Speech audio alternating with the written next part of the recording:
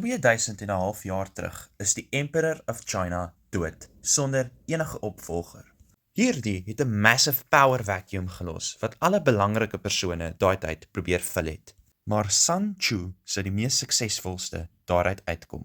Hy het met sy kleine village helfte van China oorgeneem daai tyd. In vandag se terme sal dit wees asof 'n dorp soos Bonnievale, aka 'n dorp te klein vir 'n KFC, die hele Suid-Afrika, Namibië en Zimbabwe oorneem. Hierdie boek in 13 afdelings behels al die tegnieke wat Sun Tzu gebruik het om China daai tyd oor te neem. Maar vandag is hierdie boek veel meer as net oorlogtegniek. Regte besighede forceer hulle employees om hierdie boek te lees om optimale perspektief te kry oor hoe hulle kompetisie moet hanteer.